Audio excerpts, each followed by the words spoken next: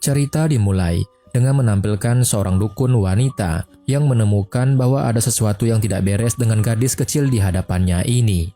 Dia meramalkan bahwa hal buruk akan terjadi padanya. Namun, wanita itu merasa bahwa dukun tersebut hanya berbicara omong kosong dan tidak menganggapnya serius. Ketika ibu dan anak perempuan itu kembali ke rumah, tiba-tiba sesuatu terjadi pada anak tersebut. Gelas terjatuh ke lantai dan air tumpah kemana-mana. Anak itu mengambil colokan listrik yang basah dan berjalan menuju soket. Tepat ketika dia hampir tersetrum, ibunya menyadari dan berteriak, "Xiaoya, bahaya!" Ya, nama anaknya adalah Xiaoya. Namun, upaya ibunya untuk menyelamatkannya gagal karena yang menghentikannya ternyata adalah ibu tirinya.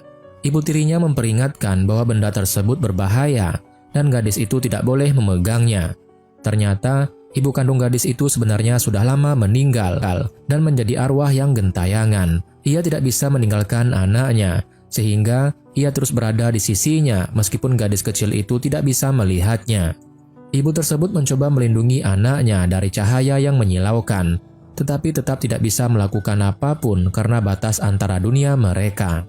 Ketika malam tiba, tampaknya ada sosok hantu lain di rumah mereka yang menandakan bahwa ancaman bagi gadis kecil itu belum berakhir. Sang ibu arwah pun harus kembali ke guci abunya untuk bermalam. Dengan hati-hati ia berjalan, namun tiba-tiba dukun wanita tersebut muncul dari belakang dan mencekik lehernya. Dukun itu sebenarnya bertugas mengirim arwah ke alam lain agar bisa bereinkarnasi, tetapi karena kelembutan hatinya, dia sering gagal menyelesaikan tugasnya. Akibatnya, semakin banyak arwah yang tidak bisa pergi dan tetap tinggal, termasuk ibu gadis itu. Ibu gadis itu bernama Yuli. Hari itu adalah hari peringatan kematian Yuli. Ayah dan ibunya datang membawa makanan untuk menghormatinya.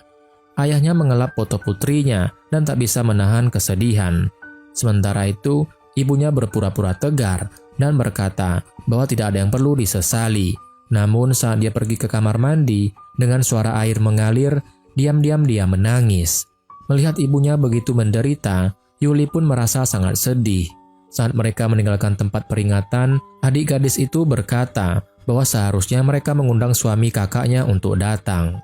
Namun, ibunya merasa tidak nyaman karena suaminya kini telah menikah lagi. Orang yang mereka bicarakan adalah seorang dokter. Pada hari peringatan kematian mantan istrinya, rekan-rekan kerjanya bercanda sambil dia menikmati perjalanan pulang. Di perjalanan, dia bergoyang mengikuti irama musik, menikmati hidup sepenuhnya, seolah-olah telah melupakan mendiang istrinya, yaitu Yuli. Dulu mereka bertemu berkat perkenalan seorang teman dan jatuh cinta pada pandangan pertama. Setelah 4 tahun menjalin kasih, mereka kembali ke bar tempat pertama kali bertemu. Dan di sana mereka bertunangan setelah menyaksikan sebuah gol tercetak. Seolah-olah seluruh orang di bar bersorak untuk mereka, dan tak lama kemudian mereka pun menikah. Namun yang tidak mereka duga adalah kebersamaan mereka hanya berlangsung selama 9 tahun. Hari itu adalah kali terakhir Yuli mengantar suaminya yang bernama Ahe pergi bekerja. Setelah itu, Yuli yang sedang hamil pergi untuk menyelesaikan pekerjaannya. Tiba-tiba, seseorang berlari melintas jalan, membuat seorang pengemudi kehilangan kendali dan mobilnya menabrak Yuli. Secara refleks, Yuli memutar tubuhnya untuk melindungi anak yang ada dalam kandungannya. Sementara itu di rumah sakit, seorang pasien dengan kondisi jantung kritis sedang menunggu untuk dioperasi. Ahe yang merupakan seorang dokter bersikeras untuk melakukan operasi tersebut meskipun dilarang oleh profesornya. Yakin bahwa dia bisa menyelamatkan sang pasien. Untuk memastikan operasi tidak terganggu, dia memerintahkan agar pintu dikunci dan komunikasi dengan dunia luar pun diputus. Pada saat yang sama, kabar kecelakaan Yuli sampai ke profesor yang langsung memerintahkan agar Ahe dipanggil. Sayangnya, nyawa Yuli dan anaknya sudah berada di ujung tanduk dan mereka mungkin tidak akan sempat bertemu dengan Ahe. Yuli memohon kepada profesor untuk menyelamatkan anak yang dikandungnya. Tak lama kemudian, Yuli mendengar tangisan bayinya dan setetes air mata jatuh sebelum dia menutup mata untuk selamanya. Ketika Ahe keluar dari ruang operasi, dia tidak menyangka bahwa istrinya yang sedang hamil telah meninggal di meja operasi akibat kecelakaan mobil. Dia pun berdiri di samping tubuh Yuli, tidak percaya pada kenyataan yang terjadi, memegang tangannya dan menangis terseduh-seduh kehilangan arah. Dengan putus asa, Ahe bertanya, "Mengapa kau melakukan ini? Mengapa?" Dia menyalahkan profesor karena mengikuti permintaan terakhir Yuli. Keputusan untuk menyelamatkan bayi diambil berdasarkan permintaan terakhir oleh Yuli. Tetapi Ahe tidak tahu bahwa kondisi Yuli terlalu parah dan tidak bisa diselamatkan. Sejak saat itu, Ahe mulai mengalami ketakutan dan masalah psikologis setiap kali berada di ruang operasi. Sebelumnya, mereka pernah bercanda bahwa ketika bayi mereka lahir, mereka tidak boleh menangis, melainkan harus menyambutnya dengan bahagia. Namun, hanya dalam waktu 1 bulan semuanya berubah dan mereka gagal memenuhi janji tersebut. Ahe datang seorang diri untuk melihat anaknya, tanpa kebahagiaan atau kejutan, hanya duka yang mendalam. Di pemakaman Yuli, saat para pelayat sudah pergi, ayah Yuli tak bisa lagi menahan tangisnya. Dia memohon, "Kembalikan anak perempuanku. Dia adalah segalanya bagiku." Tidak ada cara mudah untuk menghadapi perpisahan, dan bahkan jika terlihat tenang, itu hanyalah di permukaan saja. Setelah pemakaman, Ahe mabuk di pinggir jalan, menyalahkan dirinya sendiri atas semua yang terjadi.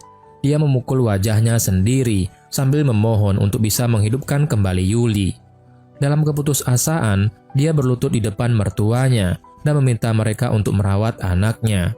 Namun, Ibu Yuli menolaknya dengan tegas. "Mengapa kami yang harus membesarkan anakmu?" Meskipun begitu, Ibu Yuli sebenarnya paham bahwa satu-satunya alasan yang membuat Ahe tetap bertahan hidup adalah anaknya. Jika dia setuju untuk merawat anak tersebut, Ahe mungkin akan mengikuti Yuli ke alam baka. Ibu Yuli menyuruhnya untuk bekerja keras dan merawat anaknya.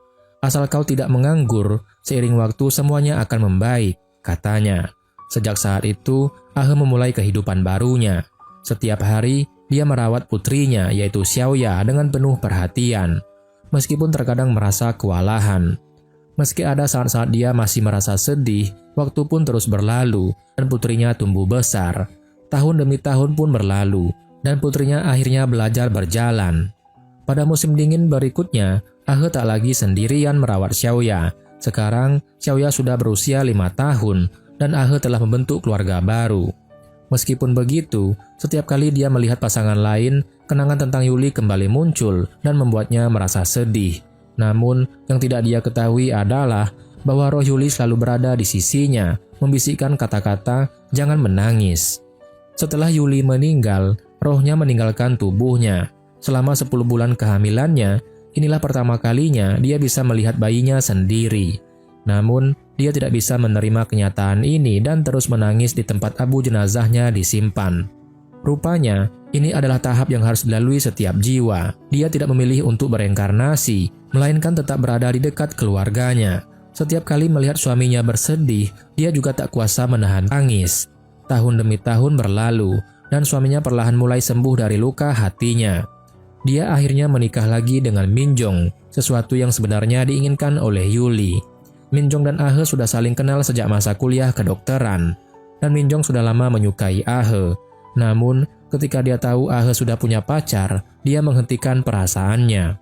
Setelah kematian Yuli, Minjong yang menggendong bayi Ahe tanpa mengetahui bahwa ibu dari bayi itu adalah cinta Ahe. Hanya setelah Ahe datang sendirian untuk melihat bayi yang baru lahir, barulah Minjong menyadari apa yang telah terjadi. Ahe mencoba menghibur diri dengan minuman keras, dan Minjong duduk di depannya, memesan 2 mangkuk mie. Ahe dengan ramah berkata, "1 mangkuk sudah cukup." Tetapi Minjong menjawab, "2 mangkuk itu untukku." Senyum pertama pun muncul di wajah Ahe, sebuah momen kelegaan yang telah lama ditunggu oleh Yuli. Selama bertahun-tahun berikutnya, Yuli menjadi saksi perjalanan cinta mereka, hingga mereka akhirnya memilih untuk menikah. Meskipun Yuli merasa lega, tetap ada rasa yang sulit dijelaskan dalam hatinya. Setelah pernikahan, Minjong berhenti bekerja di rumah sakit dan memutuskan untuk fokus merawat anak mereka yaitu Xiaoya, berusaha menjadi ibu yang sebenarnya bagi Xiaoya. Namun, gosip yang menyebar tentang dirinya membuat Minjong semakin tertutup dan sulit bergaul. Hari ini adalah ulang tahun putri mereka, sekaligus hari peringatan kematian Yuli. Ahe terlihat sangat bersemangat, meskipun itu hanya cara untuk menutupi kekacauan dalam hatinya. Di rumah, Yuli merasakan ada yang tidak beres. Dia merasa ada roh lain di dalam rumah mereka. Akhirnya, dia menemukan arwah terikat di dalam tenda putri.